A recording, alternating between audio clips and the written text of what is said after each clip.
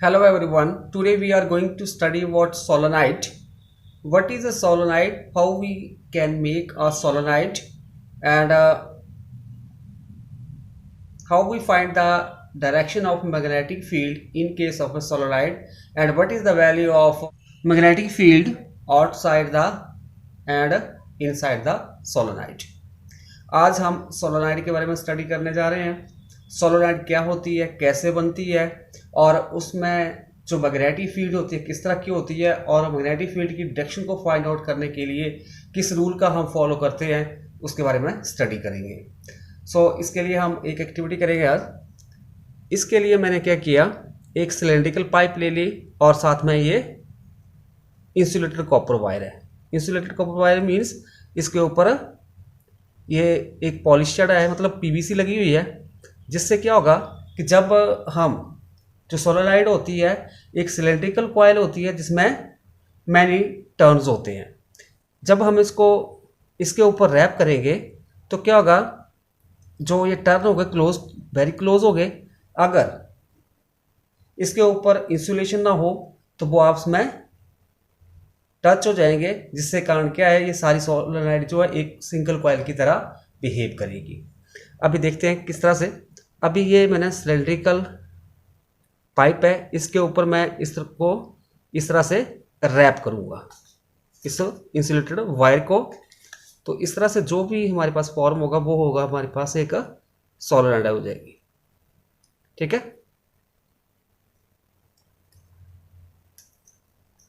और जो ये सोलोनाइड है इसकी लेंथ जो होगी वो ज़्यादा होगी इन कंपैरिजन ऑफ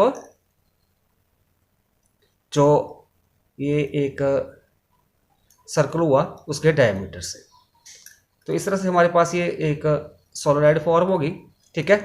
इसके दो एंड आ गए, एक ये आ गया, दूसरा एंड ये। ठीक है। जब हम एक सोर्स ऑफ ईएमएफ इसके साथ लगाएंगे, मतलब बैटरी लगा देंगे, तो इसमें से करंट फ्लो करना शुरू कर देगा। अभी मान लेते हैं करंट जो है इस एंड से एंटर कर रहा है और यहाँ से लीव कर रहा है। तो यहाँ पे देख सकते हो, अगर हमने मैग्नेटिक फील्ड की डायरेक्शन फाइंड आउट करनी है तो उसके लिए हम राइट हैंड रूल लगाएंगे। किस तरह से, देखो अभी करंट जो यहाँ से एंटर कर रहा है, मतलब इस तरह से क्लॉकवाइज में है। जिस तरफ करंट जा रहा है उस तरफ हम अपनी फिंगर को, जो हमारी फिंगर रैप हो रही है, इस तरह रख देंगे। ठीक है। और जो डायरेक्शन ऑफ मैग्नेटिक फील्ड होगी वो थंब के द्वारा होगी। तो आप देख सकते हो यहाँ पे करंट की डायरेक्शन इस तरह से होगी क्लॉकवाइज, और जो मैग्नेटिक फील्ड की डायरेक्शन थंब दे रहा है तो किस तरफ होगी, इसके एक्सिस के। तो मैग्नेटिक फील्ड की डायरेक्शन इस तरफ हो जाएगी। इसको हम, ये हमारे पास से सोलोनाइड होगी।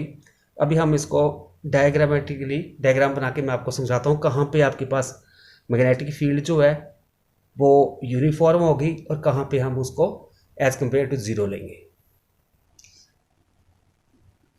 मैंने एक ये सिलेंडर ले लिया। ठीक है। और इसके ऊपर मैंने ये इंसुलेटेड कॉपर पाइप को रैप कर दिया इस तरह से।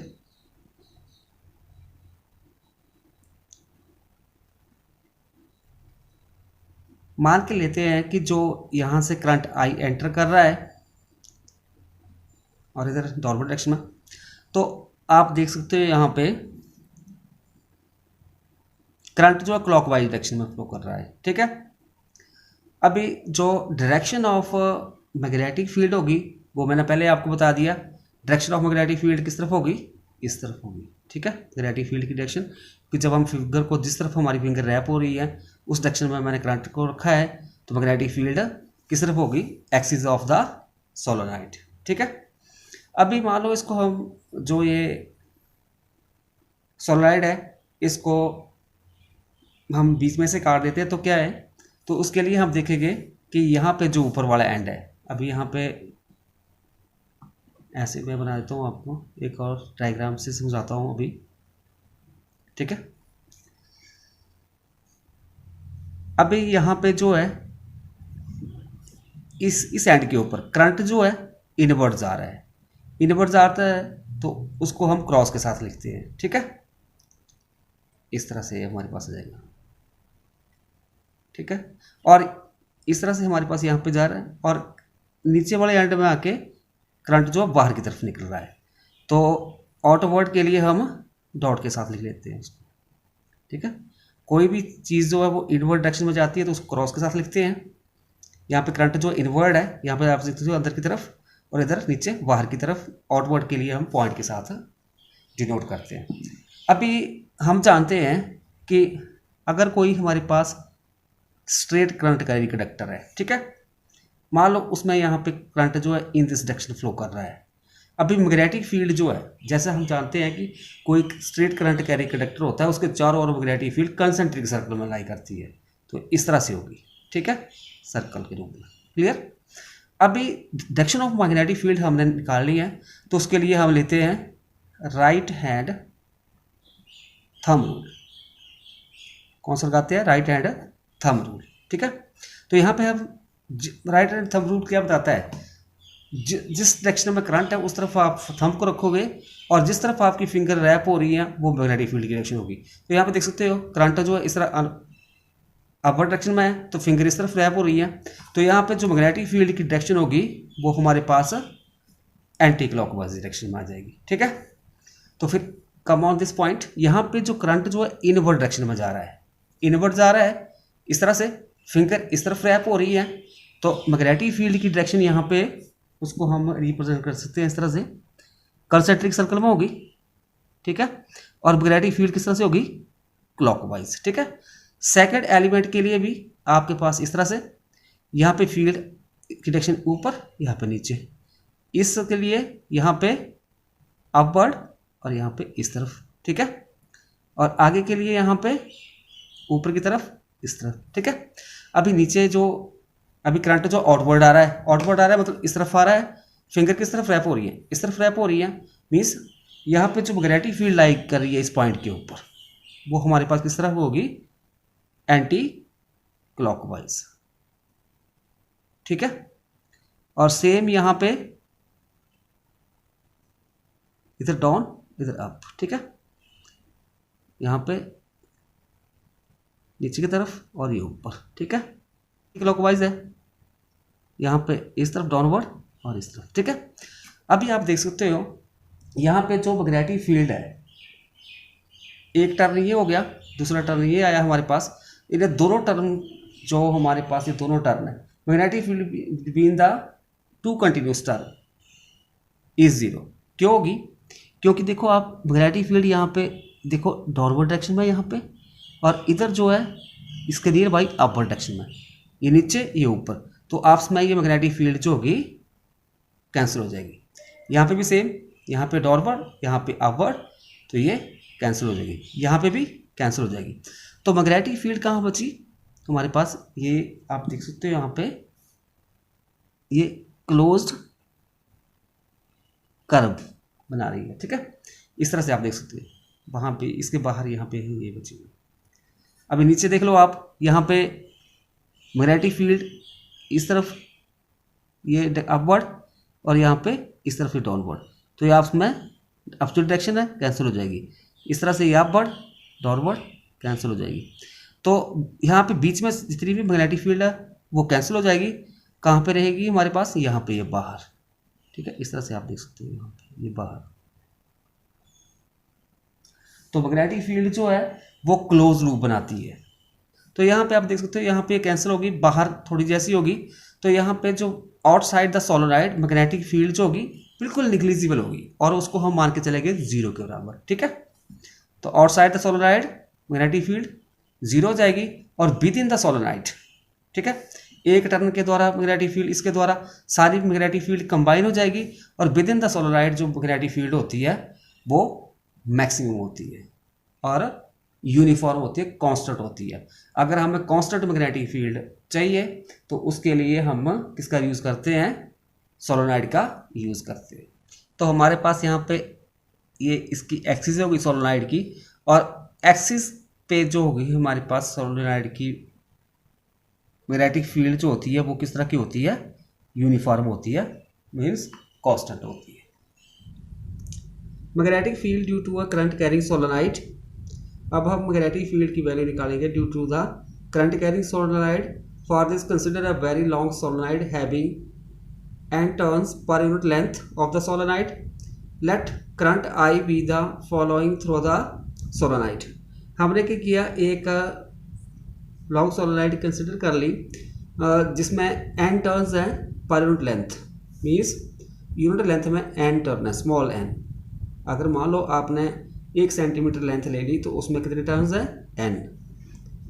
और जो टोटल नंबर ऑफ टर्न्स उसको कैपिटल N के साथ लिखेंगे और वो किसके बराबर हो जाएगा, n is equal to small l into l. So इसके लिए यहाँ पे जो क्रॉस हमने लगा के रखे हैं, यहाँ पे जो करंट है इनवर्ड और यहाँ पे जो डॉट लगे current outward through the solenoid. इसके लिए हम क्या करेंगे, एक कंसिडर कर लेंगे point P with in the solenoid.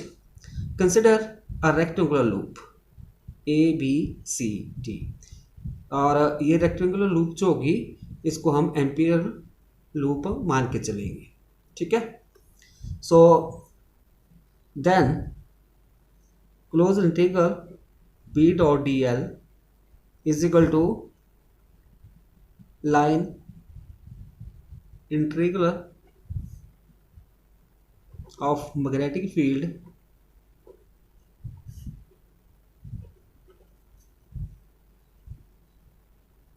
across the loop ABCD. जो हमारे पास क्लोज इंटीग्रल BDL हो जाएगा इज इक्वल टू किसका हो जाएगा, line integral of magnetic field around the loop ABCD. और जो मैग्नेटिक फील्ड होगी अक्रॉस दिस ABCD लूप के, वो किसके बराबर हो जाएगी, integral A to B dot DL plus integral B to C B dot DL plus C to D B dot DL plus D to A B dot DL. तो किसके बराबर हो जाएगा, पहले हमारे पास ये आ जाएगा पाथ AB इसके अलोंग, जो इंटीग्रल होगा B डॉट DL, फिर BC के, फिर CD, फिर DA के क्रॉस. ठीक है. Now B vector is perpendicular to path BC and AD, that is angle between B vector and DL vector is 90 degree for these paths. अभी जो हमारे पास पाथ AD आ गया और BC, इसमें जो DL जो होगा इस तरफ होगा और B मैग्नेटिक फील्ड जो इस तरफ है, तो B और DL के बीच एंगल कितना हो गया, 90 डिग्री का. सो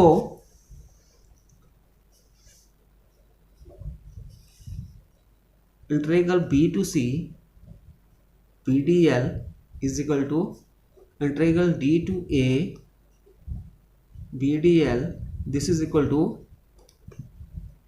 BDL कॉस ऑफ थीटा होता है तो कॉस 90 डिग्री है, दिस इज इक्वल टू 0. जो ये CD पाथ है ये आउटसाइड द सोलोनाइड है और हम जानते हैं आउटसाइड द सोलोनाइड जो मैग्नेटिक फील्ड होती है वो 0 होती है. So since path CD is outside the solenoid, where B vector, that is magnetic field, is taken to 0.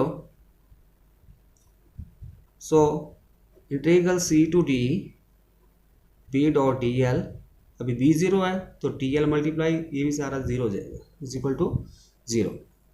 And for path AB the direction of dl and b vector is same, that is theta is equal to 0 degree. अभी आप देख सकते हो जो path A B के लिए हमारे पास जो डी एल वेक्टर और बी वेक्टर दोनों की डायरेक्शन सेम है, तो इन दोनों के बीच एंगल थीटा 0 हो गया। B D L is equal to A to B B D L cos of 0 degree, this is equal to A to B B D L. So equation 1 becomes, हम integration of A to B B D L और plus integration B to C B D L plus C to T B D L और plus A to T B D L, अभी इनकी value यहाँ पे भर देंगे तो हमारे पास इक्वेशन 1 क्या बन जाएगी। Hence equation 1 becomes close integral b dot dl, this is equal to integral a to b b dot dl, क्योंकि बाकी सारे जो हैं वो हमारे पास 0 है। So this is equal to A to B B D L, और बी डी एल के बीच में एंगल कितना है 0 डिग्री है। कॉस 0 डिग्री 1 के बराबर होता है। So this is equal to A to B B D L हो जाएगा, और दिस इज इक्वल टू, अब हम b को बाहर निकालेंगे, इंटीग्रेशन के अंदर बच जाएगा dl और integration dl a to b, ये हमारे पास आ जाएगा this is equal to total length of path A B, और ये आ जाएगा this is equal to l। So close integral b dot D L किसके बराबर हो जाएगा बी एल के बराबर। This is equation number 2। According to ampere circular law, close integral b dot D L this is equal to mu not multiply net current enclosed by loop A B C D.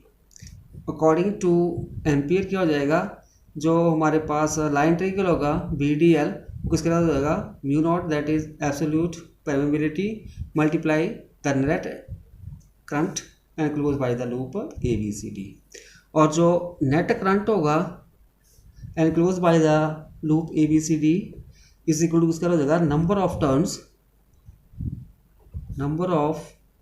Turns in the loop A B C D multiply current, जितने turn होंगे multiply current, this is equal to mu naught N L I.